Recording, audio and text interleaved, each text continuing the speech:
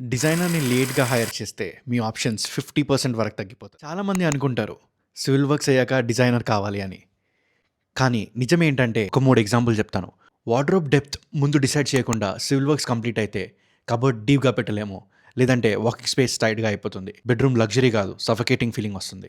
Kitchen design లాస్ట్‌లో అనుకుంటే fridge space wrong అవుద్ది, చిమ్నీ డక్ బెండ్ అవుద్ది, sink and hob distance mismatch అవుద్ది. అప్పుడు మళ్ళీ కరెక్షన్స్ అంటే wall break. Wall ceiling design ముందే ఫైనలైజ్ చేయకపోతే లైటింగ్ అసిమెట్రిక్గా పోతుంది, షాడోస్ ఫుల్గా కనపడవు, రూమ్ చాలా డల్గా కనిపిస్తుంది.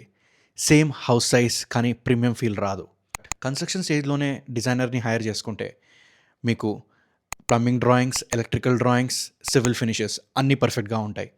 హైర్ చేసుకునే బెనిఫిట్స్ ఏంటంటే ప్రాపర్ ప్లానింగ్ ఉంటుంది, యాక్యురేట్ బడ్జెట్ ఉంటుంది, లెస్ రీవర్క్ ఉంటుంది. మీకు టైం సేవ్ అవుతుంది, మెంటల్ పీస్ వస్తుంది. ఇప్పుడు ఒక రియల్ క్వశ్చన్ అడుగుతాను. మీరు మీ డిజైనర్‌ని ఎర్లీగా హైర్ చేసుకున్నారా? లేదా వర్క్ స్టార్ట్ అయ్యాక హైర్ చేసుకున్నారా? మీ ఎక్స్‌పీరియన్స్ ఏంటో కామెంట్ చేయండి. ఇంటీరియర్ మిస్టేక్స్‌ని అవాయిడ్ చేయాలంటే ఇంటీరియర్ ముచ్చట్ని ఫాలో అవ్వండి.